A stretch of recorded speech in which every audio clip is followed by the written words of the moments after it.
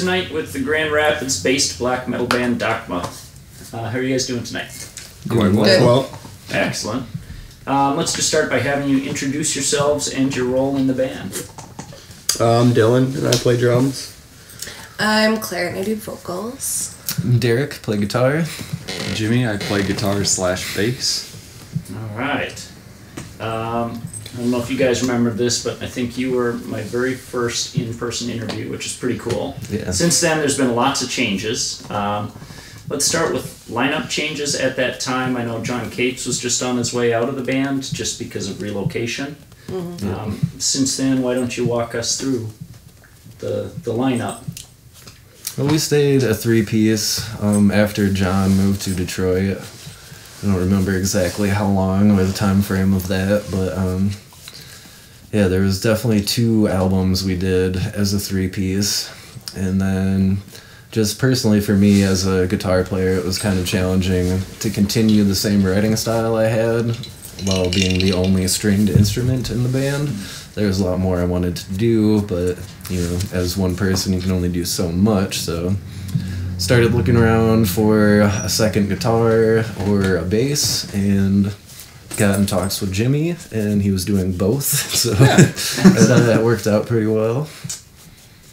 Yeah, it worked out perfectly. I think it was sometime right around the release of Suna Culto.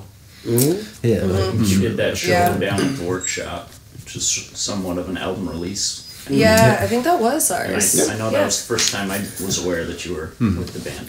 I had just started playing with Dakhma at that time. Yeah. And you played with the other band that night too, right? Yeah. Yeah. And so back to that earlier interview, I think at that time you guys had just released your demo, so can you give me a quick breakdown of the releases since then? What did I say then? So, was it the demo? I think it was, or was it Ray's? I think we were just about to go on tour.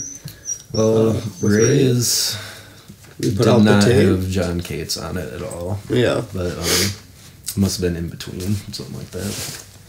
Yeah. So yeah, we had our first, I think, proper full length. It was Ray's. And our friend Nevin at IFB Records down in Florida helped put that out.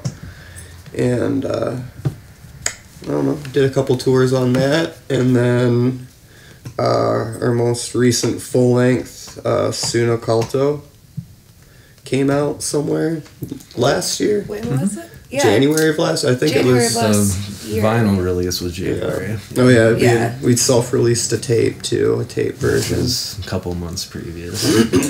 That's right. I remember it made my top 50 list the year before, and then I saw the official release date was January. I went, wait. There's a lot of people that thought it was the then. 2017 release when Halo Flies released it on vinyl. I guess IFB also. Yep. Those are 2 labels involved. And yeah, a lot of people didn't take it seriously until it was on vinyl. But So thanks. You're welcome. Oh yeah, and then we can't forget Ashley at All We Know. That's true. For She Ray's, helped. yep. She helped put out the first album as well. Oh, yeah. Friend of ours, kind of jumps around a lot, but yeah. And then I think just like 2 months ago, we released a split 7-inch with a band called Pelori from France, and so that was our most recent release.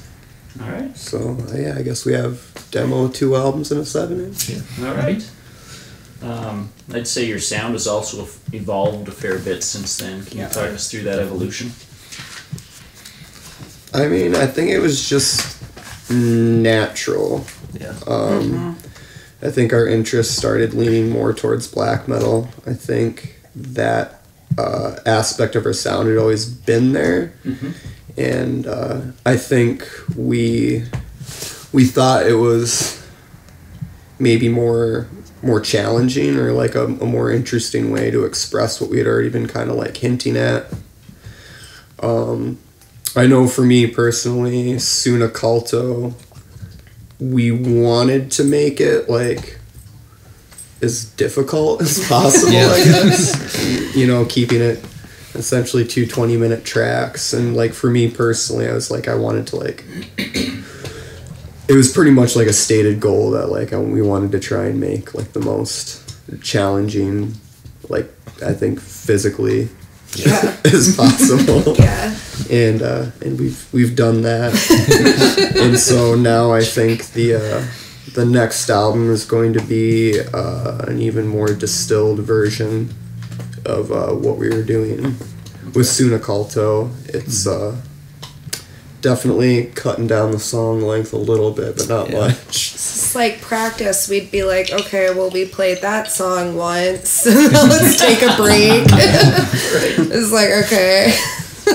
But I think it was just natural. I think just like our tastes have evolved since 2013 when we started it.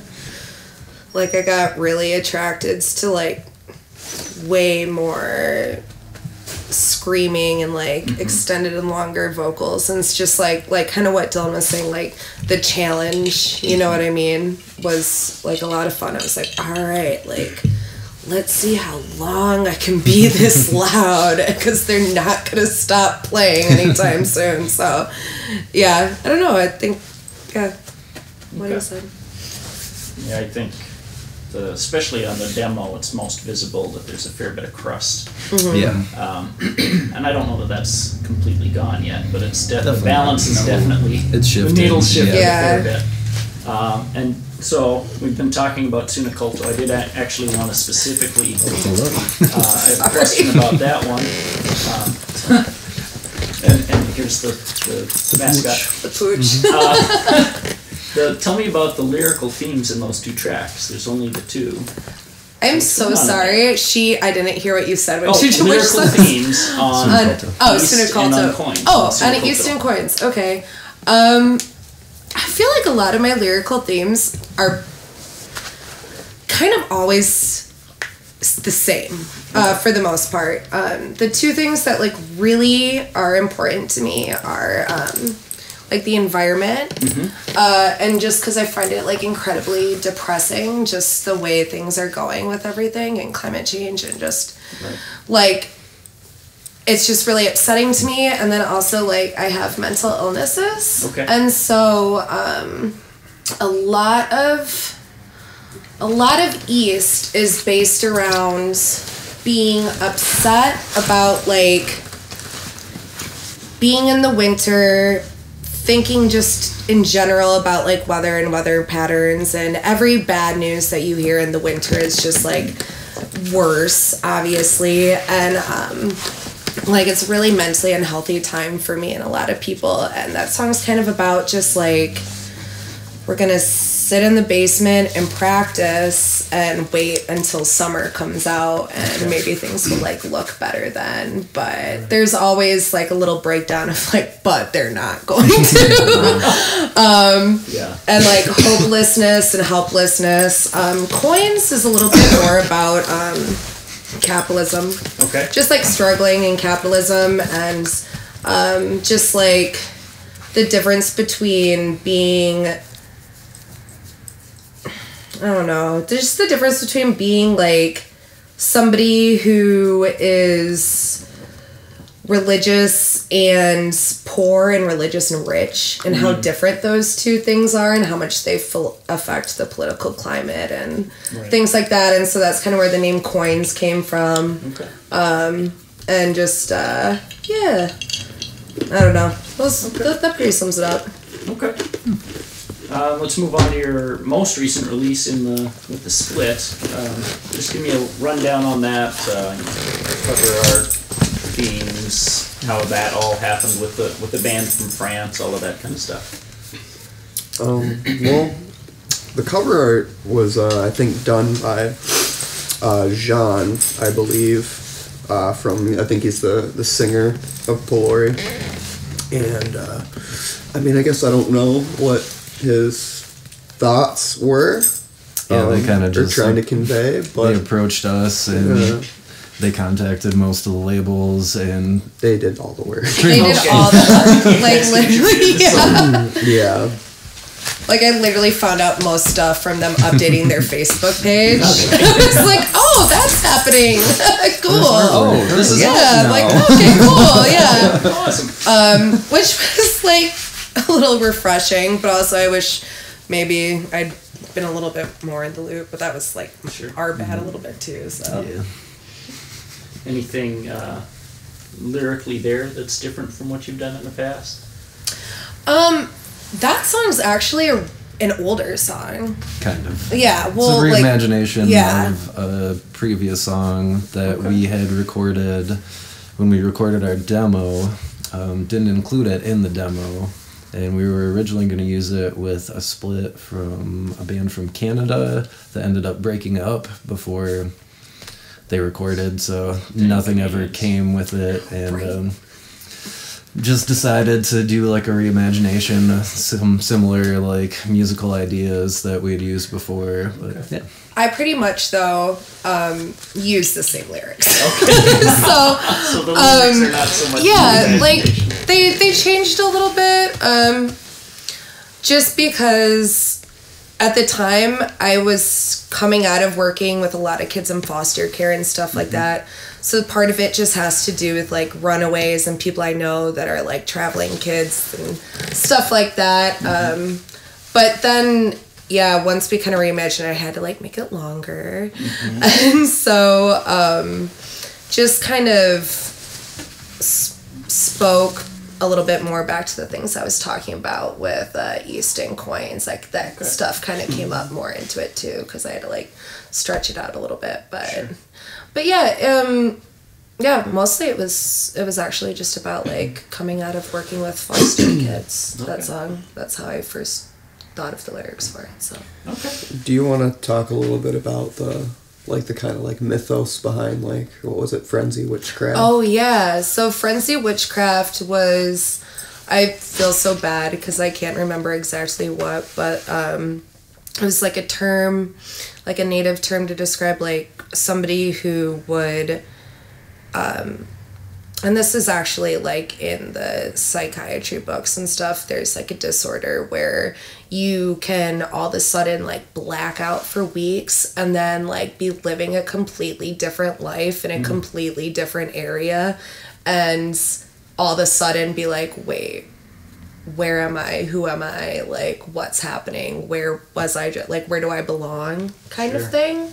And that was just always like a super intriguing thing to me. And I just loved that like that disorder was recognized like so long ago, or like like people experienced it so long enough that there was like an actual term for it, and Frenzy Witchcraft just sounds amazing. Like, Yeah. so I liked that part of it too. Okay. I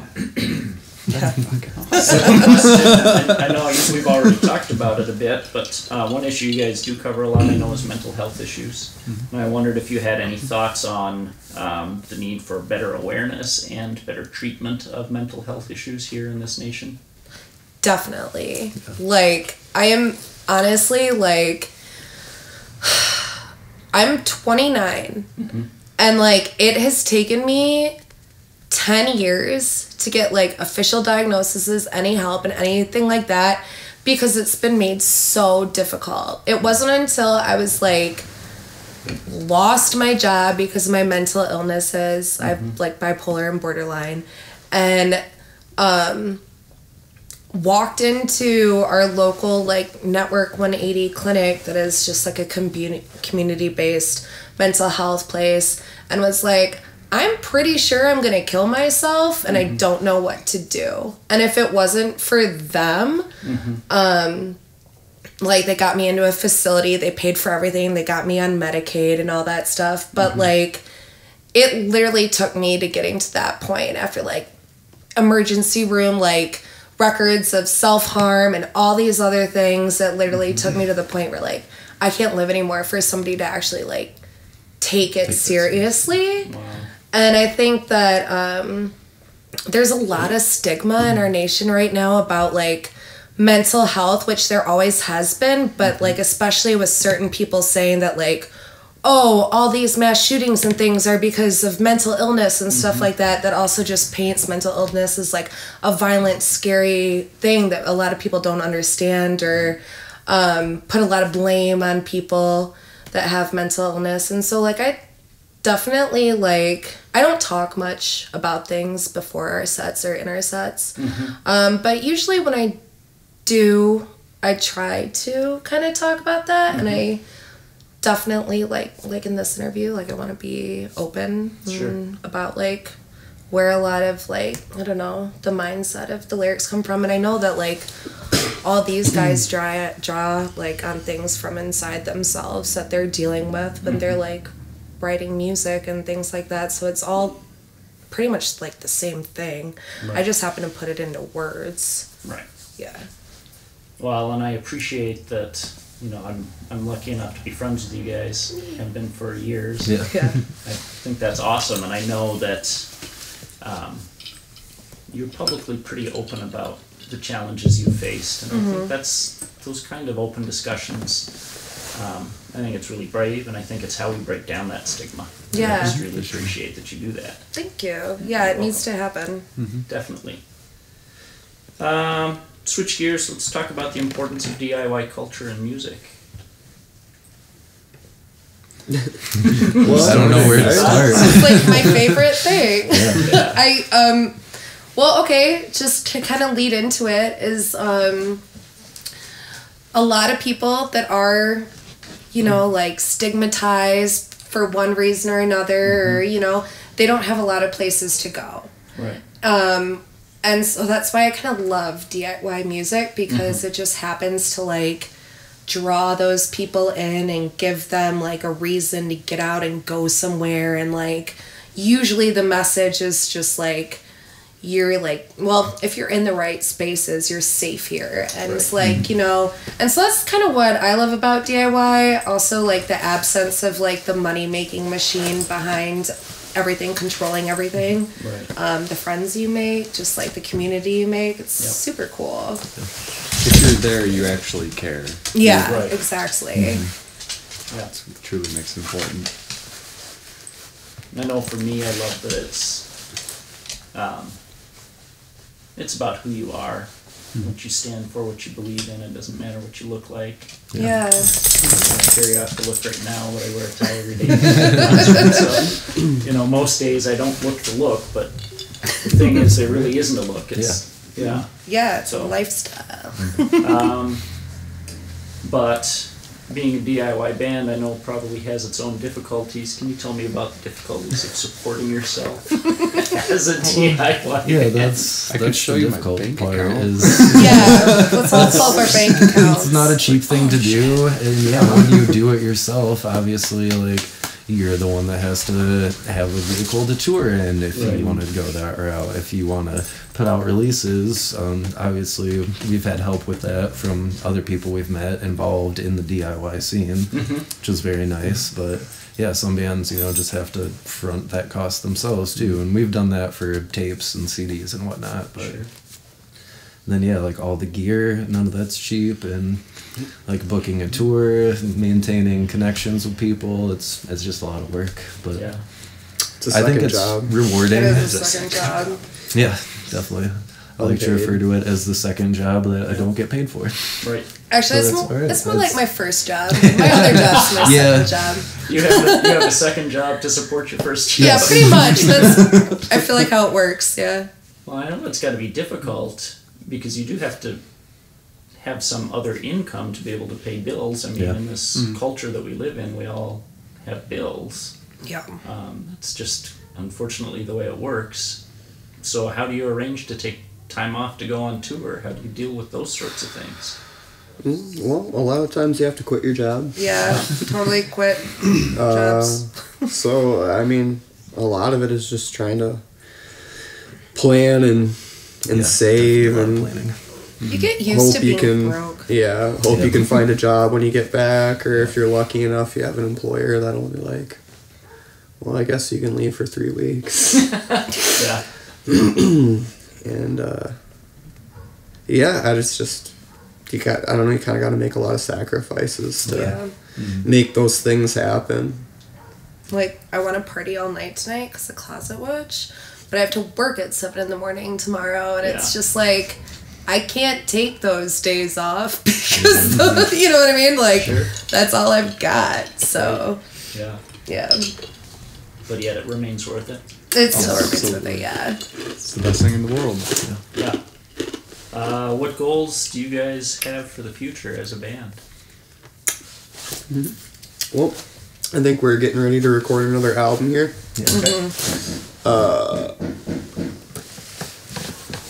Who is that? Go away. Oh, that's Chip. Chip, do you want me to let him in? No. Okay. We'll be right back. Time out. Getting ready to record another album.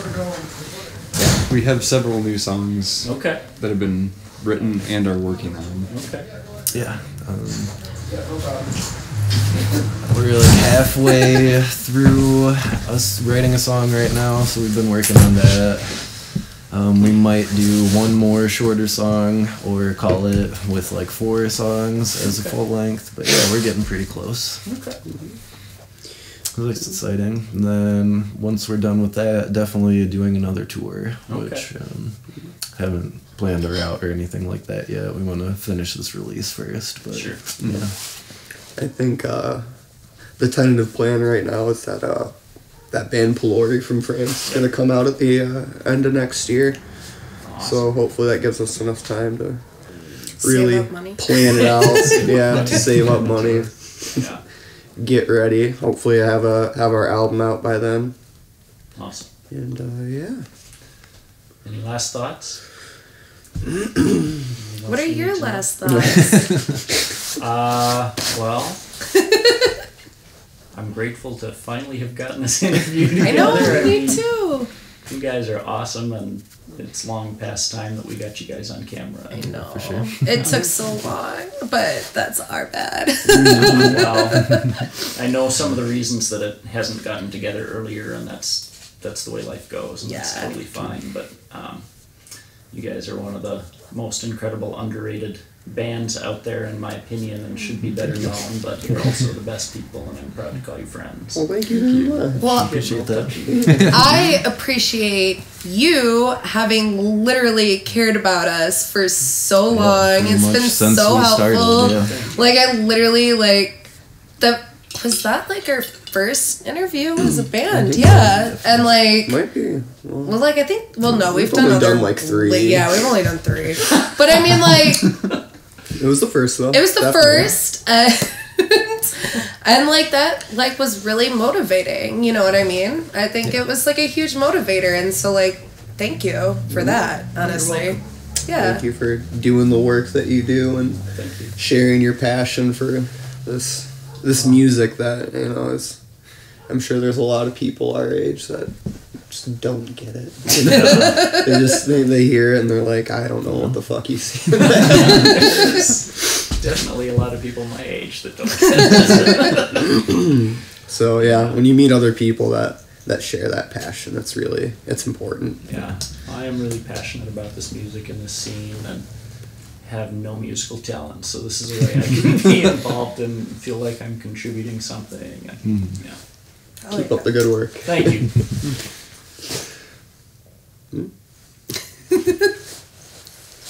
I don't know. We good? Yeah. All right.